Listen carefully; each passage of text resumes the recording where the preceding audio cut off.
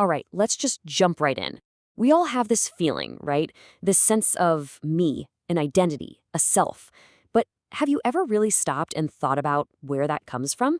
Is it just baked in from day one? Or is it something we actually build over time? Today, we're going to try and unpack one of the biggest questions in psychology. Who are you, really? I think we've all been there. You feel this pull in two different directions. On one hand, you've got the person you feel you are deep down, the authentic you. And on the other, there's the person that society or your family or maybe even you think you're supposed to be. This little internal battle, it's not just in your head. It's actually a huge part of understanding the self. So, to really get to the bottom of this, let's start right there, inside our own heads. We're going to look at a framework that just perfectly explains this inner tension. Let's call it the two sides of you. This whole idea comes from a psychologist named Carl Rogers, and he had this brilliant way of looking at it. He basically said our idea of self is split into two big parts. On one side, you've got the real self. That's the actual you, your genuine thoughts, your real feelings, how you behave when no one's watching. And then on the other side, you've got the ideal self. This is the person you think you should be. It's that vision of yourself that's often pieced together from your own dreams and, let's be honest, a lot of outside expectations. Now, when there's a huge gap between these two selves, Rogers gave it a name: incongruence. And this isn't just some small disagreement. It's a state of real internal conflict that can cause a lot of anxiety and stress. You know that nagging feeling that you're just not living up to who you're supposed to be? Yeah, that's incongruence. So the goal, obviously, is to find congruence. This is that sweet spot where your real self and your ideal self start to line up. When who you really are matches up with who you want to be, that's where you find a much stronger sense of self-worth and, just general well-being. But how do we even get there? Well, it kind of helps to understand where that ideal self comes from in the first place. Which brings us perfectly to our next section. Because who you are is not just some internal negotiation. That ideal self we just talked about is massively shaped by the world around you. So let's take a look at the self in the mirror. And this is absolutely crucial. Your sense of self is a social thing. We don't figure out who we are in a vacuum. Nope. Instead, we're constantly looking into what some sociologists call a social mirror, basically trying to see ourselves through other people's eyes. This is a huge, huge part of how our ideal self gets built.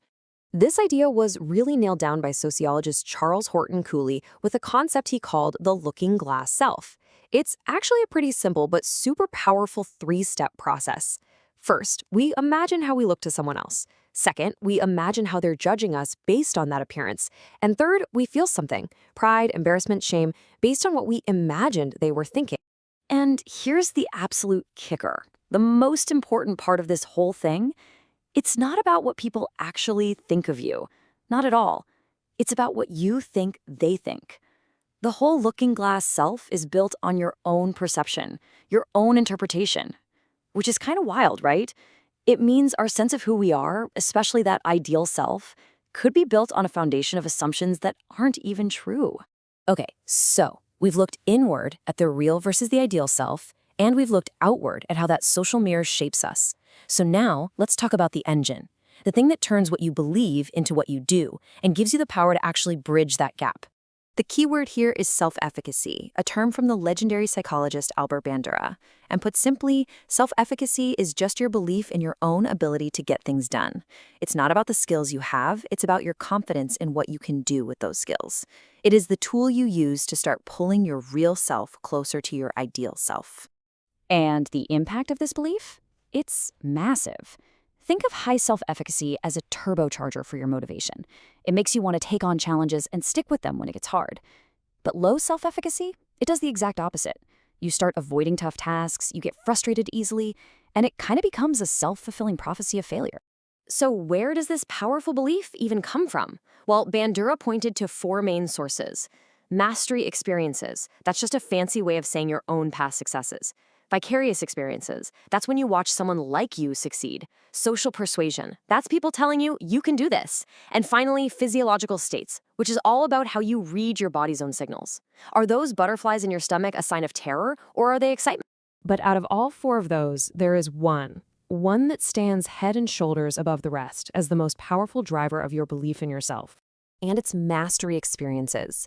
According to Bandura, nothing, and I mean nothing, builds self-efficacy like remembering a time you succeeded. Every single win, no matter how small, helps build this rock-solid belief that you can handle whatever comes next. This is the clearest, most direct way to build up your real self and prove you can become your ideal self. And that brings us to our final section where we're going to tie all of this together. So how do we take everything we've learned about our inner conflict, that social mirror, our personal beliefs, and actually use it to grow? Let's talk about becoming what's called a fully functioning person. We're going to circle back to Carl Rogers here because he had this really optimistic view of people. He believed every single one of us has this built-in thing he called an actualizing tendency. You can think of it like an internal drive to just grow and get better and reach our potential, kind of like how a plant will always grow toward the sunlight. Rogers called someone who really leans into this tendency a fully functioning person. And what does that look like? Well, it means being open to new things, trusting your own gut instead of just relying on that social mirror, and being creative when things change. Really, it's about living a rich, full life and experiencing all of it, the good and the bad. This is what true congruence feels like. So what's the big takeaway from all of this? Yourself, it's not this fixed, static thing you have to go out and discover. It's an active verb. It is a living, breathing story that you are helping to write every single day with your beliefs, your choices, and your actions. And that really leaves us with one final question to chew on. Knowing that you are a co-author of your own story, what is just one small, manageable thing you could do, like today, to close that gap just a tiny bit and bring your real self a little closer to your ideal self?